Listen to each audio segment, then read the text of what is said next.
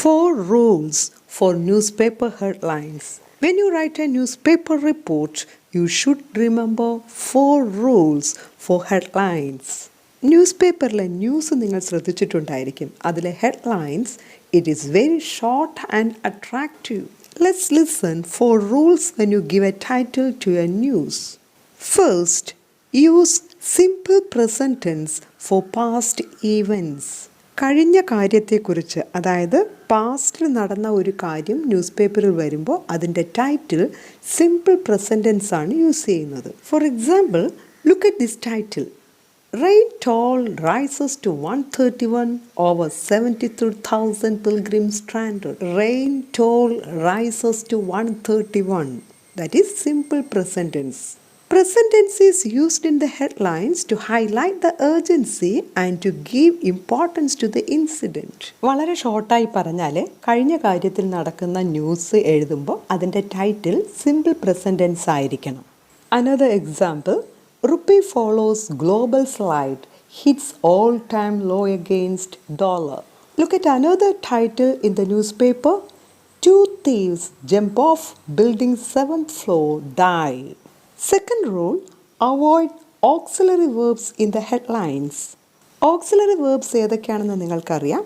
am, is, are, was, were, be, being, been, have, has, had, do, does, did, will, would, shall, should, can, could, may, might, must, ought to, need to, dare to.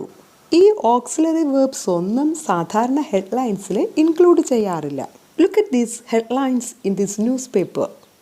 Cases exceed 1 lakh, but low fatality ratio offers hope. CBSE releases date sheet for class 10-12 exams from July 1st. Except metro, all public transport thrown open. ഈ ഹെഡ്ലൈൻസിലൊന്നും auxiliary verbs use ചെയ്തിട്ടില്ല. Third rule, use infinitives for future events. അതായത് future events, ഭാവിയിൽ നടക്കാൻ പോകുന്ന കാര്യങ്ങൾ പറയുന്നതിന് ആ ടൈറ്റിൽ നമ്മൾ ടു ചേർത്താണ് പറയുന്നത്. That is to infinitive. For example, budget billions to beat the virus. To beat the virus, വൈറസിനെ പ്രതിരോധിക്കുന്നതിന് വേണ്ടി ഭാവിയിൽ ചെയ്യാൻ പോകുന്ന കാര്യങ്ങളാണ്. Next one, Covid passport trials to begin. Trials to begin, trials തുടങ്ങാൻ പോകുന്നു. That shows the future. Fourth rule, avoid articles. Articles നമുക്കറിയാം, എ ആൻഡ് ദ.